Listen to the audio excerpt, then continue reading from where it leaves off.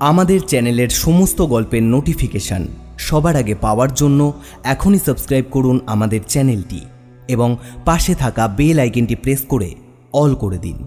Horrible উইকেন্ডে আজ আপনার জন্য শ্রী নীরজচন্দ্র মজুমদারের লেখা গল্প সংকেত। গল্পটি প্রথম প্রকাশিত হয় অগ্রহায়ণ 1360 বঙ্গাব্দে। গল্পটি আমরা নিয়েছি দেব সাহিত্য কুটির থেকে প্রকাশিত শুকতারার 101 ভূতের গল্প এই বইটি থেকে। আজকের গল্প পাঠে এবং গল্পের সূত্রধার আমি অতনু। শুরু হচ্ছে সংকেত।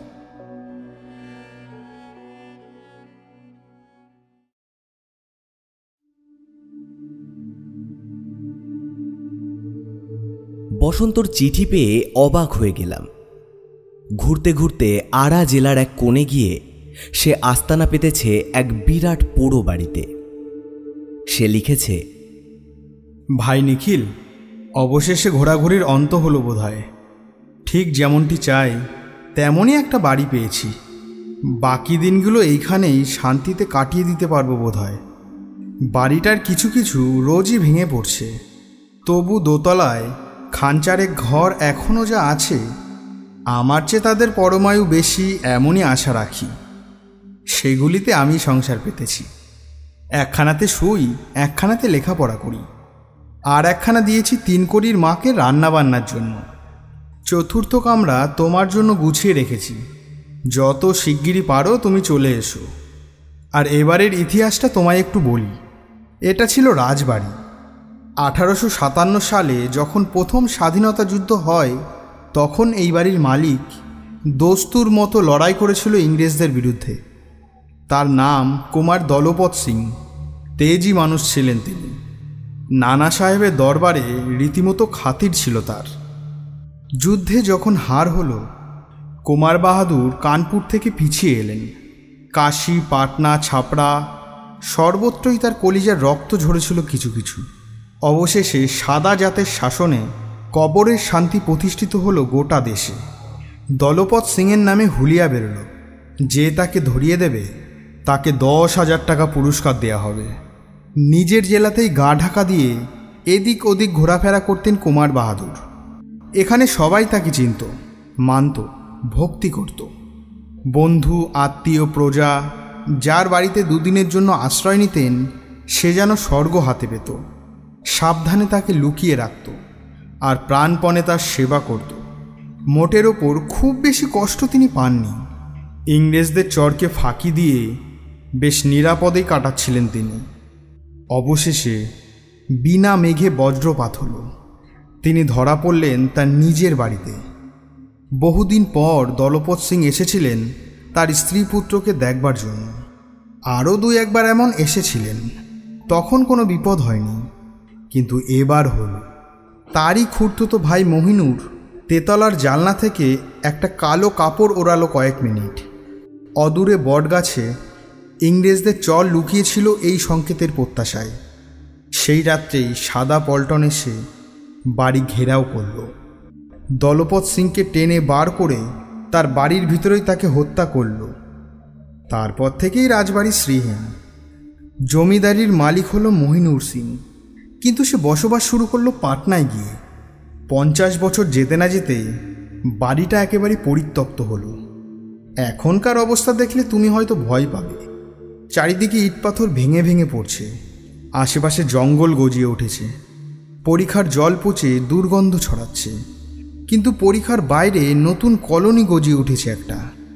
যে মাঠে একদিন দলপত সিং 2000 সেপাইকে কুচকাওয়াজ করাতেন, তার বুক চিরে লাল সুরকির রাস্তা চারিদিকে ডালপালা ছড়িয়ে দিয়েছে। আর তাদেরই গায়ে গায়ে মাথা তুলেছে পাকিস্তানি উদ্বাস্তুদের ঘরবাড়ি। প্রধানত ধনী লোকেদেরই কলোনি এটা। এখানে বিজলি বাতি পর্যন্ত এসেছে। মোটরের হর্ন আর রেডিওর রাগিনী সর্বদাই শুনতে পাওয়া যায় আমার ভাঙা বাড়ির দোতলা থেকে। পরিখার এপারে এই কলোনি, ওপারে আবার খানকত কুড়ে। তারই একখানাতে 3 কড়ির মা বাস করে। এপারে আলো আর ওপারে অন্ধকার।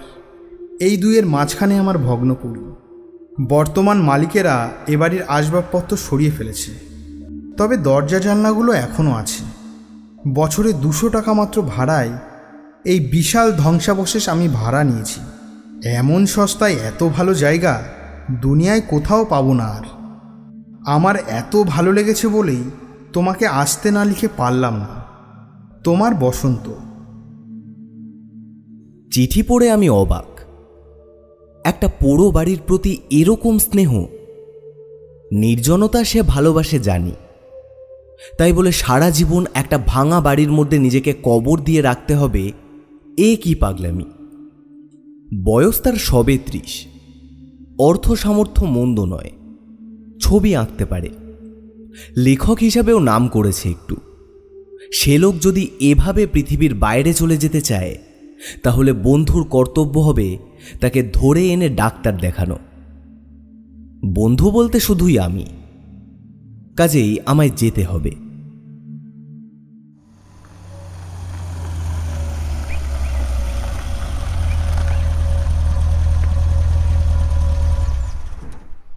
এক শীতের সকালে নিজের গাড়ি নিয়ে আড়ায় গিয়ে হাজির হলাম। পথের বিবরণ বসন্তর চিঠিতে বিশদভাবেই পেয়েছি, কাজেই বাহাদুর নগরে পৌঁছতে কষ্ট হলো না। আমার আসবার আগে বসন্তকে চিঠি দিইনি। তার সঙ্গে দেখা হবার আগে একা স্বাধীনভাবে বাড়িটা দেখে নিতে চাই আমি। এই সেই কলোনি, লাল সাদা গেরুয়া রঙের ছোট ছোট বাড়ি, ফুলবাগানের ফ্রেমে আঁটা এক একখানা ছবি যেন। পুল আছে, পাথরের পুল। 200 বছর আগে পুলের মুখে শান্তির ঘর আর লোহার দরজা ছিল, এখনও তার চিহ্ন আছে। পুলের উপর দিয়ে ভাঙা রাজবাড়ির হাতায় এসে পৌঁছালাম। কি জঙ্গল চারিধারে, কিন্তু বড় গাছের জঙ্গল নয়, ছোট ছোট আগাছা। তাতে বিশাল অট্টালিকার এধার থেকে ওধার পর্যন্ত দেখার অসুবিধা হয় না। গাড়ি থেকে নেমে সেই দূর থেকেই নিষ্পলক চোখে তাকিয়ে রইলাম বাড়িটার দিকে। মস্ত বড় বাড়ি, লম্বায় চওড়ায় যেমন তেমনই বিরাট উঁচু। বাড়িটা দেখে ভয় বিতৃষ্ণার বদলে শ্রদ্ধা হলো আমার। কেন যে পাগল বসন্ত এমন করে বাড়ির মায়ে বিভোর হয়েছে সেটা বুঝলাম। মোট নিয়ে খানিকটা এগিয়ে গেলাম বাড়ির দিকে। বসন্ত আওয়াজ পেল বাড়ির ভেতর থেকে। জানলাতে তার মুখ দেখা গেল একবার, তারপর নেমে এসে আমায় একেবারে বুকে জড়িয়ে ধরল। গাড়ি রাখবার জায়গার অভাব নেই। বসন্ত আমায় আস্তাবলে নিয়ে গেল। একসময় 500 ঘোড়া থাকতো এই আস্তাবলে। বাড়ির তুলনায় এটা বেশ ভালো অবস্থাতেই আছে। সেখানে গাড়ি রেখে বাড়ির ভেতরে ঢুকলাম। প্রথমেই সিংহদ্বার, মোটা লোহার পাতে মোড়া জবরদস্ত কাঠের দরজা। তার ডাইনে বায়ে মাথার উপরে তেতলা সমান উঁচু পাথরের দেওয়াল। ভিতর থেকে যদি সিংহদ্বার বন্ধ করে দেওয়া যায়, কারো সাধ্য নেই বাড়িতে ঢুকবে। সিংহদ্বারের পর একটা ঘর, দরবার ঘরের মতো। বহু স্তম্ভের মাথায় নকশা করা ছাদের কিয়দংশ এখনো বর্তমান। ভাঙা দিকটা দিয়ে চওড়া পাথরের সিঁড়ি উপরে উঠে গিয়েছে। সিঁড়ির পাশে একসময় কাঠের রেলিং ছিল, তার চিহ্ন এখনো আছে। বসন্ত বলল, বাড়ির মালিকরা রেলিংগুলো খুলে নিয়ে বিক্রি করে দিয়েছে। সিঁড়ি চওড়া, রেলিং না থাকলেও গড়িয়ে পড়বার আশঙ্কা নেই। দোতলায় উঠে অনেক ভাঙাচোরা দালান আর কামরা পেরিয়ে বসন্তর নিজস্ব ঘরগুলির পাত্তা পাওয়া গেল। এগুলি রীতিমতো পরিচ্ছন্ন। পাথরের দেওয়াল কোথাও একটু চির খায়নি। সেই শরণাতীতকালে কোনো এক শিল্পী সেই দেওয়ালের গায়ে রাবণ বধের ছবি এঁকেছিল। বিবর্ণ হয়ে গেলেও সেই ছবির ভঙ্গি এখনো চোখে পড়ে। 3 কড়ির মার দেখা মিলল না। সেদিনকার মতো রান্না শেষ করে দিয়ে আগেই সে চলে গেছে। এবেলার ভাত আর ওবেলার রুটি সব একসঙ্গে। দুপুরে সে আর আসে না এখানে। আসে না কেন আমি প্রশ্ন করলাম। ভূতের ভয় নাকি? ভূত না ছাই, ভূত নেই। একটা ভূত না থাকায় বাড়িটার মর্যাদা হানি হয়েছে। এই বিরাট ভাঙা বাড়ি, যে দেখবে সেই ভাববে এখানে একটা কলোনি আছে ভূতের। কিন্তু আমার দুর্ভাগ্য, এই 1 বছরের মধ্যে ভূতের টিকি পর্যন্ত দেখিনি, যদিও বাড়িতে আমি নিছক একা বাস করি। আমি বললাম, ভূত নেই এ কথার মানে? সেই দলপত সিংয়ের কি হলো? সে ভদ্রলোকের যখন অপঘাত মৃত্যু হয়েছিল এ বাড়িতে, তখন ভূত না হয়ে তিনি যাবেন কোথায়? বসন্তর মুখ গম্ভীর হলো। সে জিভ কামড়ে বলল, কুমার বাহাদুর পুণ্যাত্মা লড়ছিলেন, একাধারে বীর এবং সৎ। অপঘাতে মৃত্যু হয়েছিল, সেটা তার দোষে নয়। তিনি মৃত্যুর সঙ্গে সঙ্গে স্বর্গে চলে গেছেন। ভূত হয়ে পৃথিবীতে তাকে ঘুরতে হবে কেন? আমি নাছোড়বান্দা। তিনি না হয় স্বর্গে গেছেন, কিন্তু তাকে যারা মেরেছে তারা, বিশেষ করে সেই বেঈমান মহিনুর, তারা নিশ্চয়ই স্বর্গে যায়নি। এখানে তারা মরেনি কেউ। অন্য জায়গায় মরলে বুঝি একদিন বেড়াতে আসতে পারে না এখানে? হাজার হলেও এ বাড়িটা তাদের একটা কীর্তি রকুস্থান। ভূত হয়ে একবারও কেউ দেখতে আসবে না, এ কেমন কথা? আমার এ পরিহাস বসন্তর ভালো লাগছে না, তা আমি স্পষ্ট বুঝতে পারলাম। তবু কি নেশা আমায় পেয়ে বসেছিল। কথার ওই বিশ্রী হালকা সুর কিছুতেই আমি ত্যাগ করতে পারিনি। অবশেষে বসন্ত তিক্ত স্বরে বলে উঠল, তুমি একটা কথা ভুলে যাচ্ছ। সেই কীর্তিমানরা এখানকার জীব ছিল না। এখান থেকে সংকেত করে তাদের ডেকে আনা হয়েছিল। যতদিন আবার সংকেত না পাচ্ছে, আসবে কেন? চমৎকার জবাব দিয়েছে বসন্ত। আমি হো হো করে হেসে উঠলাম। ভূতের কথা ছেড়ে দুজনে খেতে বসা গেল। খাবার তৈরি ছিল শুধু বসন্তের জন্য, কাজেই তার দুবেলার রসদ একবেলাতেই শেষ করে ফেলতে হলো। বসন্ত বলল, কুছ পারবানি, কলোনিতে হোটেল আছে। চা বিস্কুট, চপ কাটলেট, ভাত, তরকারি, পরোটা সব মেলে। ওবেলা সেখান থেকে খাবার আনবো। খাওয়ার পর বিশ্রাম আমার অভ্যাস নেই। আমি বাড়িটা দেখতে বেরোলাম। আধ ঘন্টা পরে বসন্ত এসে যোগ দিল আমার সঙ্গে। সে অবশ্য আগেই সব তন্ন তন্ন করে বহুবার দেখেছে। একবার এক ভাঙা ছাদ ধসে পড়েছিল, তাতে আরেকটু হলেই জন্মের মতো চাপা পড়ত। আমি গম্ভীর হয়ে বললাম, তুমি যে চাপা পড়ে মরনি, এটা ঠিক তো? হঠাৎ যদি বুঝতে পারি যে তুমি বসন্তর ছায়া মাত্র, বসন্তর কায়া এখানেই কোথাও কোনো ভগ্ন স্তূপের নিচে গুঁড়ো হয়ে আছে, তাতে আমি একটু আশ্চর্য হব না। কিন্তু তিনুর মা আশ্চর্য হবে সে যদি বুঝতে পারে এতদিন এত ভাত আর রুটি সে পাকিয়েছে শুধু একটা ছায়ার উদর পূর্তির জন্য। কথা বলতে বলতে দুজনে সারা পুরীটা ঘুরে ঘুরে দেখছি। কোথায় পা দেওয়া নিরাপদ নয়, কোন ঘরের দেওয়ালে গুপ্তদ্বার আছে, মেঝের কোনখানটাতে লুকিয়ে থাকবার গোপন গহর আছে, এ সব বসন্তের নখদর্পণে। হাজার রকমের বিস্ময় সে একের পর এক আমার চোখের সামনে উদ্ঘাটন করে চলেছে। আমি ভাবছি এই নেশাতেই মশগুল হয়ে আছে ও। এ মোহ থেকে ওকে বিচ্ছিন্ন না করলে হয়তো পাগল হয়ে যাবে শেষে। তেতলার ছাদের এক কোণে একটা সরু সিঁড়ি, সেই সিঁড়ির মাথায় ছোট একখানি ঘর। বসন্ত বলল, ও ঘরে এক শিবলিঙ্গ আছেন। বোধহয় বাড়ির মেয়েরা ওখানে শিব পুজো করতেন। হেঁটে হেঁটে ততক্ষণে আমি শ্রান্ত হয়ে পড়েছি।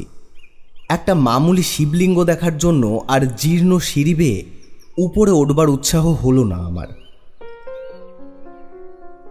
কিছুক্ষণ ছাদে বসে দম নিলাম দুজনে, তারপর নেমে এলাম নিজেদের কামরায়।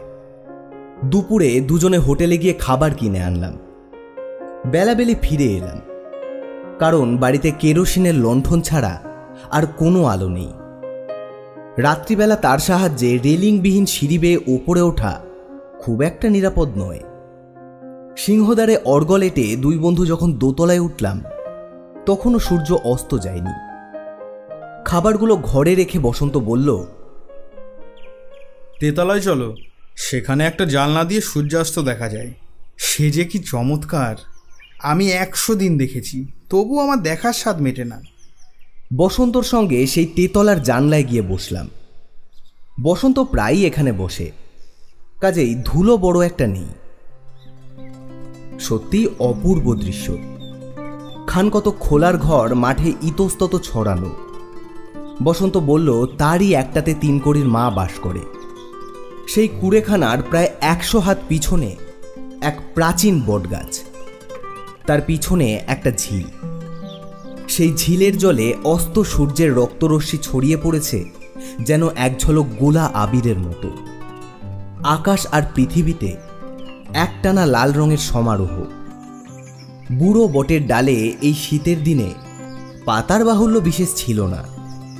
ন্যাড়া ডালগুলোকে মনে হচ্ছে যেন লালের পটভূমিতে সরু মোটা কতগুলো আঁকা বাঁকা কালির আঁচড়। দুজনে বসে আছি পশ্চিম আকাশের দিকে তাকিয়ে। হঠাৎ একখানা পা তুলে দিলাম সেই বেদির উপরে। পায়ের শব্দটা জোরেই হলো, আর সেই শব্দ শুনে আমরা দুজনেই উৎকর্ণ হয়ে উঠলাম। ফাঁপা জায়গায় আঘাত করলে যেরকম শব্দ হয়, এ শব্দ সেই রকম। আমি সকৌতুকে বললাম, বাড়িটার কোথায় যে কত গর্ত আর সুড়ঙ্গ আছে তুমিও তা এতদিনে আবিষ্কার করতে পারোনি। এখানটাতেও কিছু আছে নিশ্চয়ই। বসন্ত বিনা বাক্য ব্যয়ে নিচ থেকে শাবল নিয়ে এলো, আর আমি তাই দিয়ে আঘাত করতে লাগলাম জানলার নিচেকার ফাঁপা জায়গাটিতে। দুটুকরো পাথর খুলে একটা অগভীর গর্ত দেখা গেল। সেই শাবলখানাই আমি নামিয়ে দিলাম ওর ভেতরে। খানিকটা নাড়াচাড়া করতে কি একটা বস্তু যেন জড়িয়ে গেল সেই শাবলের মাথায়। আমি সেটা টেনে তুললাম শাবল সমেত। একখানা কাপড়, রংটা ধোঁয়াটে, বেশি লম্বা নয়, হাত পাচেক হবে। বসন্তর মুখে ভ্রুকুটি। আমি মনে মনে হাসলাম। ও হিংসায় ফেটে পড়েছে। ওর বাড়িতে এসে আমি একটা গোপন রহস্য আবিষ্কার করে বসলাম। এই 1 বছরে যার সন্ধান ও পায়নি। এ পরাজয় হজম করতে পারছে না ও। কাপড়খানা জানলার বাইরে ধরে ভালো করে ঝাড়তে লাগলাম। ধুলো আছে তাতে, কিন্তু সেই ধুলো ঝাড়লে যাবার নয় তা আমি জানি। অন্তত 100 বছরের পুরনো ধুলো। ও কি আর ঝাড়লে যায়? হঠাৎ আহত বুলডগের মতো একটা ক্রুদ্ধ গর্জন করে বসন্ত হাত বাড়িয়ে চাদরখানা আমার হাত থেকে কেড়ে নিল। হেই, করছো কি তুমি? বিস্ময়ে হতবাক হয়ে আমি ওর দিকে তাকালাম। এ যে সেই কাপড় যা দিয়ে পাপিষ্ট মহিনুর সেদিন ইংরেজদের চরকে সংকেত করেছিল। এই বলে সে সভয়ে তাকাতে লাগলো ওই ন্যাড়া বটগাছটার দিকে, যেন ওর আঁকা বাঁকা ডালের আড়ালে সে কোনো লুকায়িত চোরের সাদা মুখ দেখতে পেয়েছে।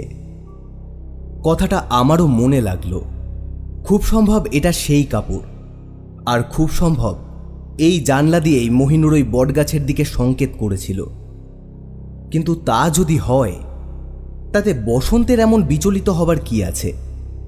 বুঝতে না পেরে আমি ফ্যাল ফ্যাল করে ওর দিকে তাকিয়ে আছি দেখে সে ভয়ানক রেগে উঠল।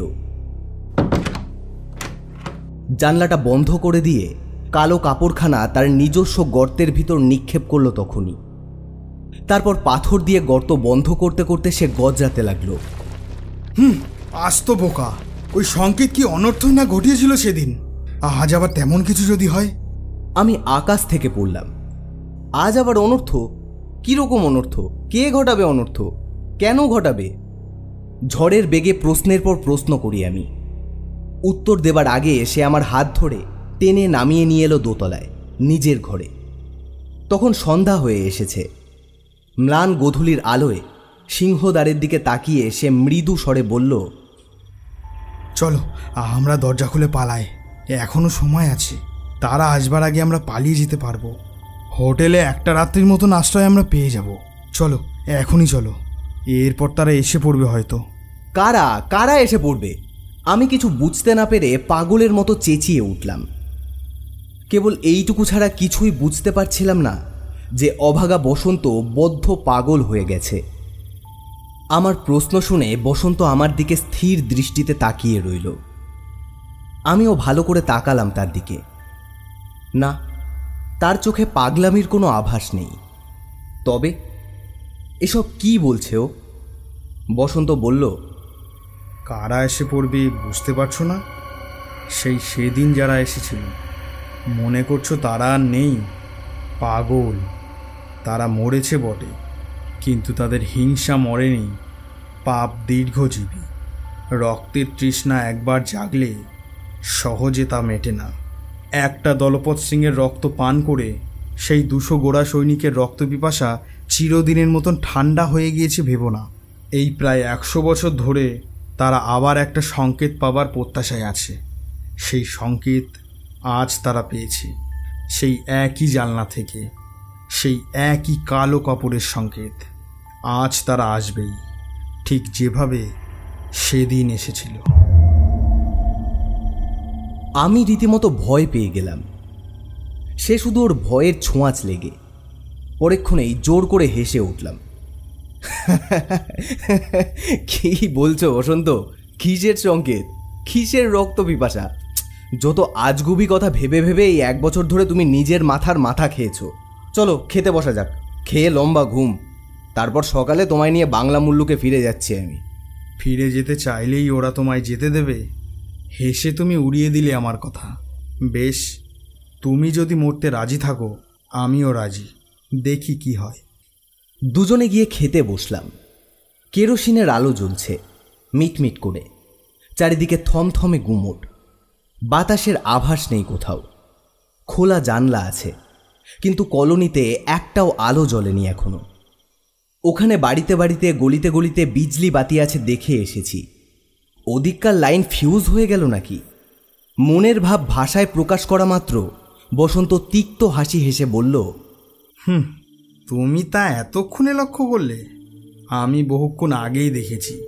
আলো দেখা যাচ্ছে না, রোজ যাই, আজ দেখা যাচ্ছে না। ফিউজ হয়নি, বাড়িতে বাড়িতে 100 আলো জ্বলছে ওখানে। শুধু আলোর কথা ভাবছো তুমি? আমি ভাবছি গ্রামাফোন রেডিওর গানের কথা। রোজ প্রতি বাড়ি থেকে তার আওয়াজ পাই, আজ পাচ্ছি না। এসবের মানে কি জানো? মানে বাইরের পৃথিবী থেকে এই বাড়িটা বিচ্ছিন্ন হয়ে গেছে, বিচ্ছিন্ন করে দিয়েছে ওরা। ওই বাইরে দেখছো জমাট অন্ধকারের দেওয়াল?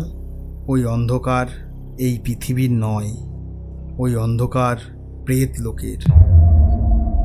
বসন্তের কথা শুনে আমার শিরদাঁড়া বেয়ে একটা ঠান্ডা স্রোত বয়ে গেল। তখনই লাফিয়ে উঠলাম। বসন্তর হাত ধরে তাকে তুলে বললাম, চলো আমরা এখনই বেরিয়ে যাব।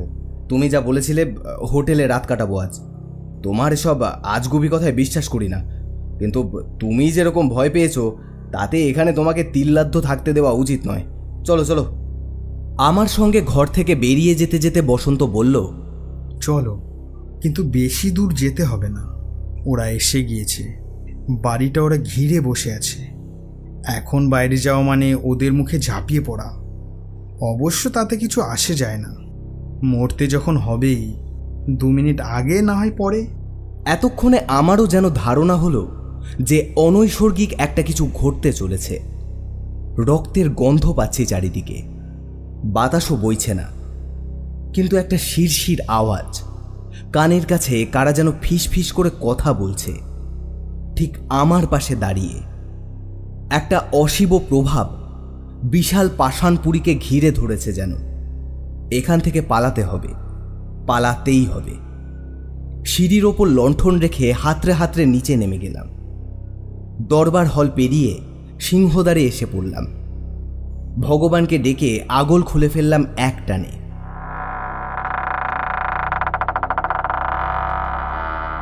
কর্কশ আওয়াজ তুলে ভারী কাঠের পাল্লা পিছনে সরে এলো।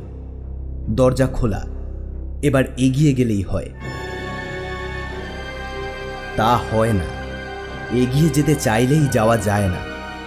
সেই যে অন্ধকারের দেওয়াল, সেটা সত্যিই নিরেট তা কে জানত।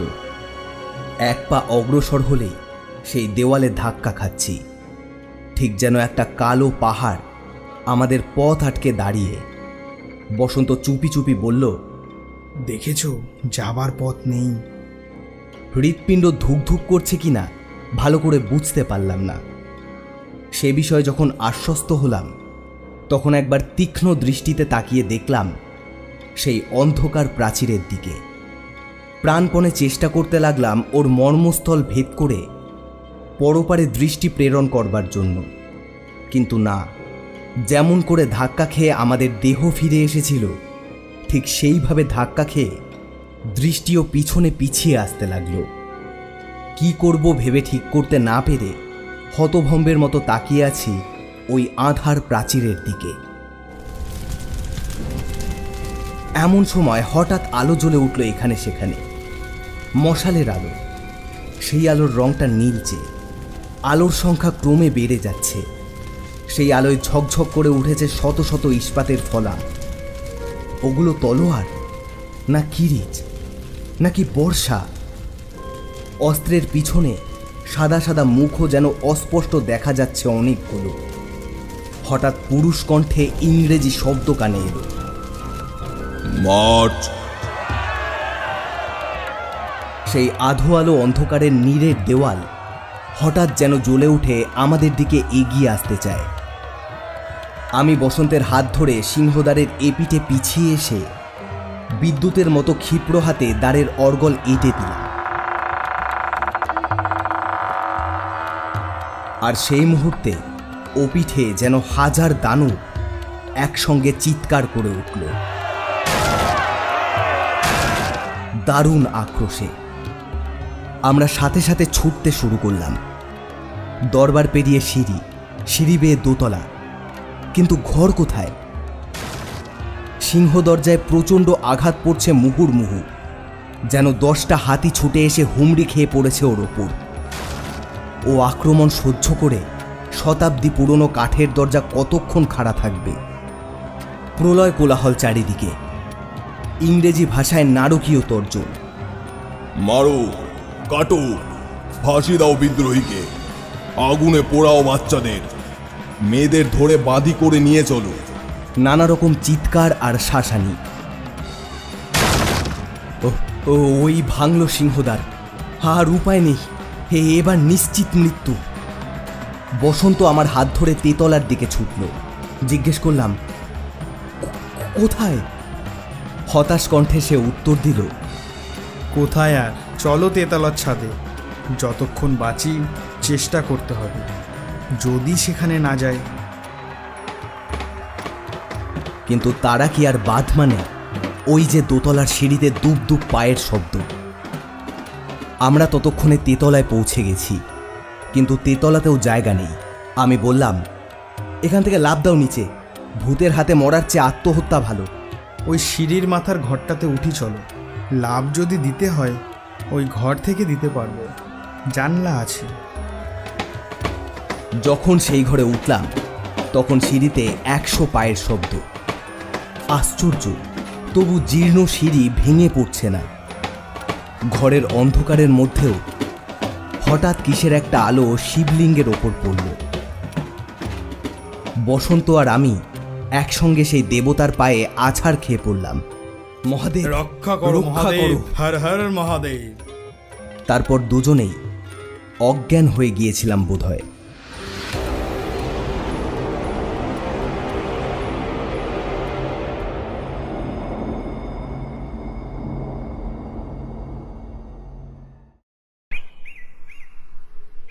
যখন জ্ঞান হলো তখন ভোরের রোদ এসে পড়েছে আমাদের মাথায়। দুজনে দুজনের মুখের দিকে তাকালাম। স্বপ্ন? না, স্বপ্ন নয়। এক রাতে সমস্ত বাড়ি লণ্ডভণ্ড হয়ে গেছে। দরজা জানলা উপড়ানো। আমাদের খাট বিছানা পরিখার জলে ভিজে ছপছপ করছে। সবচেয়ে সর্বনাশ, মোটরখানি চূর্ণ বিচূর্ণ। নিচ থেকে হাত জোড় করে শিবলিঙ্গকে প্রণাম জানিয়ে আমরা দুজনে হাত ধরাধরি করে বেরিয়ে পড়লাম বাড়ি থেকে। খুব বেঁচে গেছি।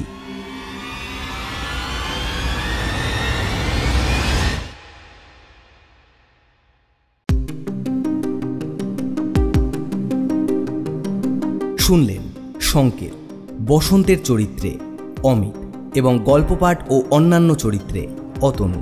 Editing, sound and poster design Atanu. শেষ হলো সংকেত।